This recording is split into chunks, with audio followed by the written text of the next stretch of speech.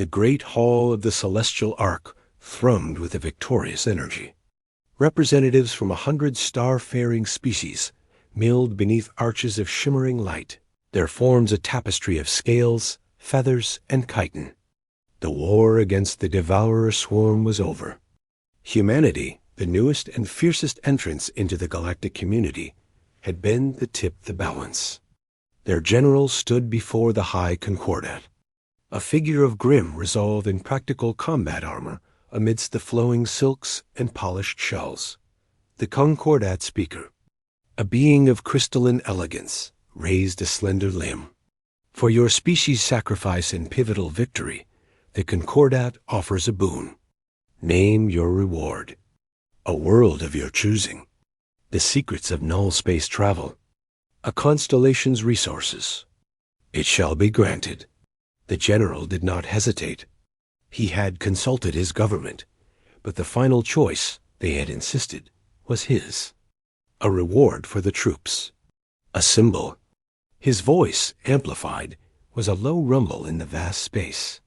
We ask for no territory or technology. We ask for an alliance, sealed not by treaty, but by bond. A murmur of confusion rippled through the assembly. The speaker tilted its facets. Clarify. The swarm nearly broke us all, the general said, his gaze sweeping the crowd. It showed that treaties of convenience are fragile. The strongest bonds are personal. Human history teaches this. Therefore, my reward is to choose a bondmate from among the peoples we fought beside. A union to symbolize the new unity. The hall fell silent, then erupted in a buzz of astonishment. The concept was archaic to some, offensive to others, but none could deny its raw, powerful symbolism. The speaker, after a moment, inclined its head. A profound request. It shall be honored. Who among the noble lines do you choose? All eyes turned to the royal galleries. There, in places of honor, were the scions of the great empires. The gleaming prince of the Avix, with his wings of molten gold. The brilliant heir of the technocratic hegemony, her form enhanced by elegant robotics. The serene daughter of the aquatic Seline, draped in living kelp that shimmered with bioluminescence. Each represented power, beauty, and strategic advantage. The human general's eyes passed over them all. His gaze traveled to the very edge of the gathered nobility, to a secluded alcove shadowed from the central lights. There sat the last daughter of the Cathari. Once a mighty arboreal people, their world had been the first consumed by the swarm. Their fleet was splinters, their population reduced to a few refugee ships. Their status was a memory dot. The princess sat straight on her simple perch, her form slender and clad in unadorned gray. Her skin had the subtle pattern of sun-dappled bark, her eyes large and the color of deep forest pools. Where others displayed jewels or light, she wore only a quiet dignity. She was the least favored, a political non-entity, a symbol of tragic loss. Her name was never spoken in councils of power. The general walked.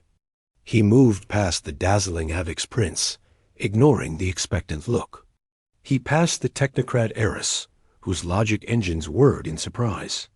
The silence deepened with every step, thickening into disbelief as he approached the shadowed alcove. He stopped before the Cathari princess. She looked up, her expressive eyes wide with shock, then guarded. Was this a final humiliation? He did not bow, for he knew our people did not.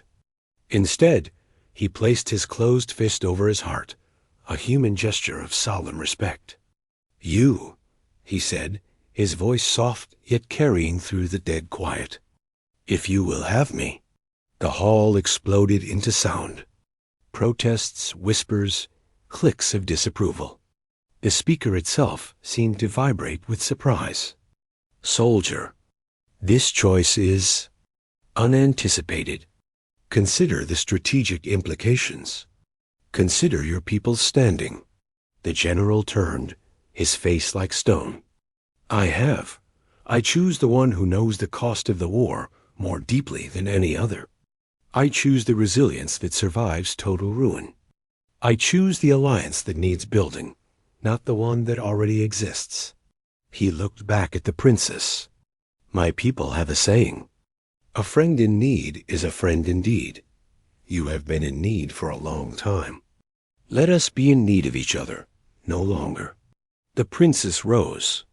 She was taller than him, her movements graceful like a sapling in a breeze. She studied his face, looking for mockery, for deceit. She found only weary sincerity, the hard lines of a soldier who had seen too much and a glint of something else. Not pity, recognition. In my culture, she said, her voice a soft rustle of leaves. The strongest bonds are forged from shared roots, from weathering the same storm. You have offered me shelter. I offer you my roots. She extended a long-fingered hand, palm up, a Cathari gesture of trust, exposing the vulnerable lifelines. He placed his scarred, calloused hand in hers. The contrast was stark, yet the fit was surprising. A pact was made, not in legal terms, but in touch. The scandal was galactic. The human governments were baffled, but they trusted their general. The other empires were offended, seeing the gesture as a deliberate snub. The Avix prince called it a waste of a reward. The technocrats deemed it biologically and politically inefficient. The general and the princess were wed in a simple, blended ceremony on a neutral station. There was no fanfare. Then they departed not for Earth or for a human colony, but for the flagship of the tattered Cathari remnant fleet, a vast generation ship now serving as a nomadic home, life that was austere. The general exchanged his command for a small cabin. He learned the gravity was lighter, the air richer in oxygen. He learned their food was bland, fungal-based.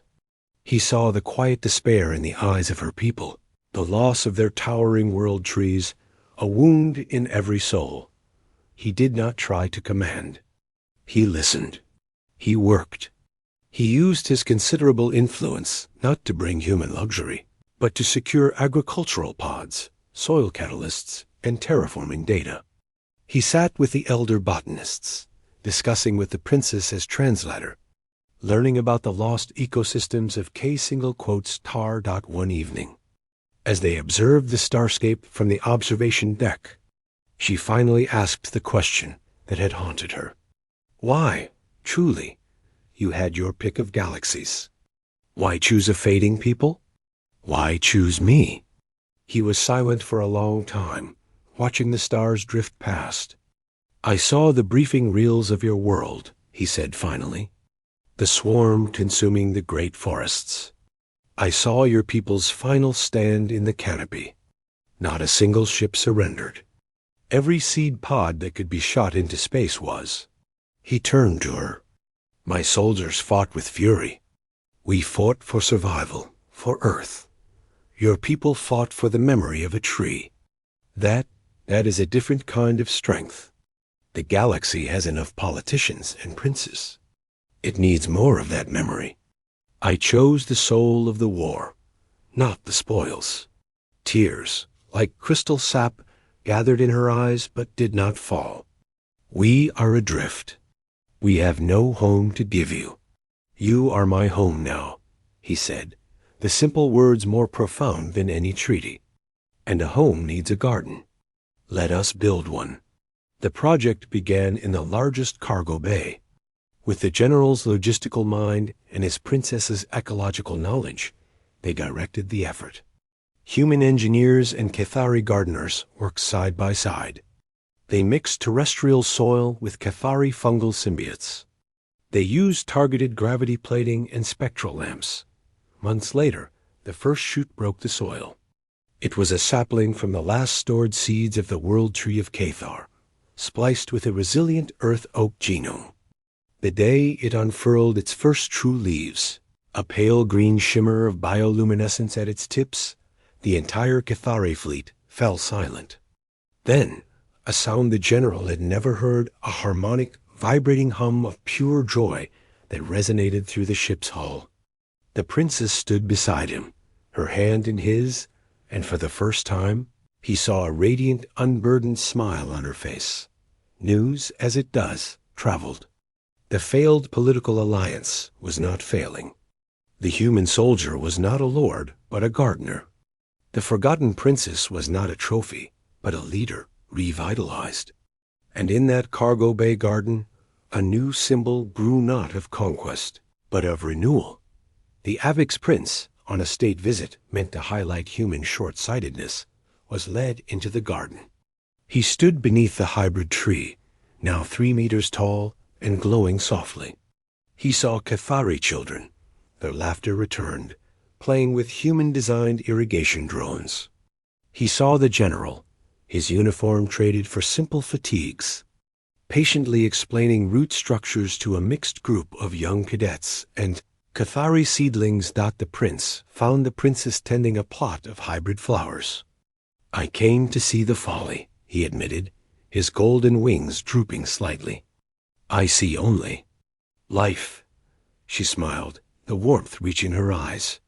He did not choose a princess. He chose a people. And in doing so, he reminded us we were a people worth choosing. That is a reward no treaty could ever provide. The story spread across the stars. It became a quiet legend, a footnote in history that grew in the telling. It was not about a soldier claiming a prize. It was about a soldier recognizing value where others saw none. It was about a princess who offered not power, but purpose. Together, in the quiet soil of a starship, they planted the seed of something the galaxy had desperately needed. Not another alliance of convenience, but a family. And from such small, deliberate choices, new worlds truly begin.